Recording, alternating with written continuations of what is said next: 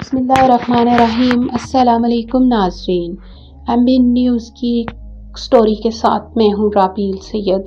नाज़रीन, आज की जो हमारी कहानी का मौजू है वो है पाकिस्तान में होने वाले एक नए ख़तरे, एक नए दहशतगर्दी के हवाले से। जी नाज़रीन, दहशतगर्दी का नया ख़तरा अफ़गानी सरज़मीन से सर उठा रहा है।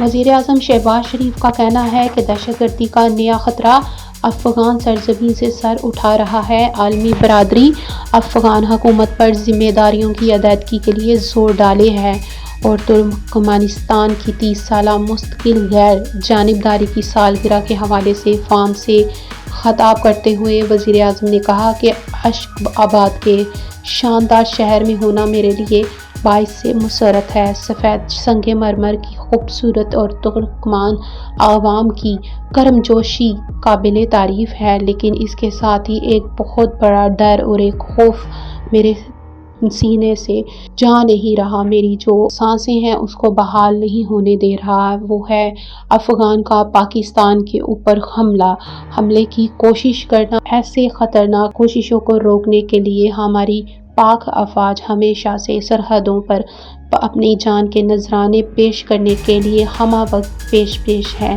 लेकिन मैं फिर भी इस वक्त तुर्कमेनिस्तान की मेहमान नवाजी को अपनी मिसाल आप कहूँगा, क्योंकि हमारे मुल्क को अफ़गानिस्तान से बहुत ज़्यादा खतरा है। इसी तरह मैं आपको बताती चलूँ कि वज़ीर आज़म शहबाज शरीफ हैं जो वो तुर्कमेनिस्तान गए हुए हैं, क्योंकि वहाँ के जो उनकी जो सालगिरह था उनकी कंट्री ने उनको मेहमान नवाजी से नवाजा था, इसलिए वो वहाँ पर 2025 की बैनुल-अक़वामी साल अमन व एतमाद करारदाद खुश आइंदा करार पाई। उन्होंने वहाँ जाके एक करारदाद थी उसको भी पास किया। पाकिस्तान ने रवां साल सलामती कौंसिल में अपनी जिम्मेदारियाँ भी संभाली। इनका कहना है कि तनाज़ात का पुरअमन हल पाकिस्तान की खारजा पॉलिसी का बुनियादी सतून है। खैर, गजा अमन मंसूबा मंजूर हुआ। गजा जंगबंदी की मुश्तरका कोशिशों के नतीजे में लाखों फ़लस्तीनियों ने सुख का सांस भी लिया। और इस तरह मैं आपको बताती चलूँ नाज़रीन, इनका कहना है कि सलामती कौंसिल की करारदाद 2788 पाकिस्तान के विजन की तनकीद है। अरब ममालिक के ग्रुप रुकन की हैसियत से पाकिस्तान का अमन मिशन भी किरदार अदा कर रहा है। मशरक़ वस्ती में देर पा जंगबंदी और इंसानी इमदाद की फराहमी ज़रूरी है। वज़ीर आज़म शहबाज शरीफ ने यह भी कहा है कि पायदार अमन और पायदार तरक्की लाज़िम व मुलाज़िम है। 2030 एजेंडा आलमी तरक्की का जामिया अमल होगा। इसमें जो भी होगा उसमें अमन व अमान से हर चीज़ को तय किया जाएगा और जो भी ममालिक पाकिस्तान के साथ जंग बंदी करना चाहते हैं इनको रोका जाएगा। इस पे इनके साथ अमन के साथ चला जाएगा और जो हमारी बात नहीं मानेगा उसके लिए हमारे पास बहुत ही करारा जवाब भी मौजूद है।